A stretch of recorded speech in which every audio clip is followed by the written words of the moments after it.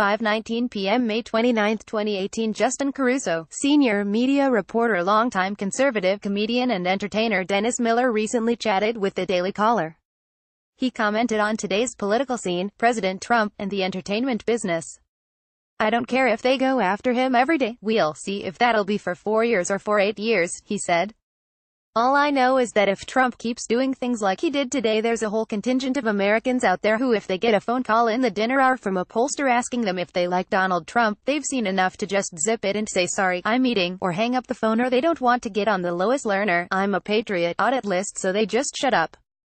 But I'm telling you, if he denuclearizes the Korean Peninsula, if he keeps unemployment down in the black community, if he somehow will soldier on without Iran, I think things are starting to shift.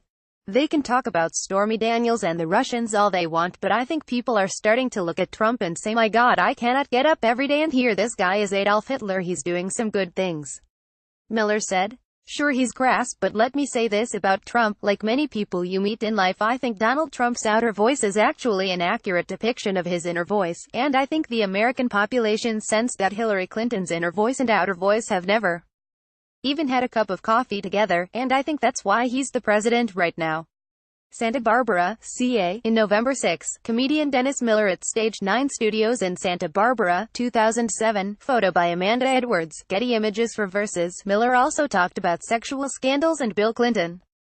"They should have taken a stand against Bill Clinton, way back when. Weinstein seems like the roughest of all guys.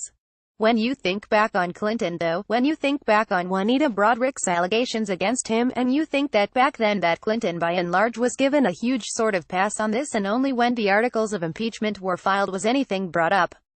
I think that there was sort of an understanding, almost between the media and the Clintons." Miller also talked about Russia in Trump. "Obviously, Trump is a Russian spy," he sarcastically said.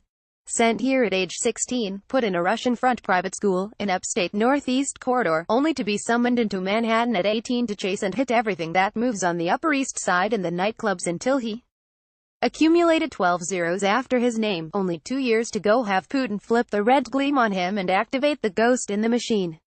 I think it's obvious to all of us that Trump's a Russian spy. And I only assume this will end when the Kremlin summons him back home, but until he gets on that plane it would appear that he's further into their head than their favorite childhood memories," he joked.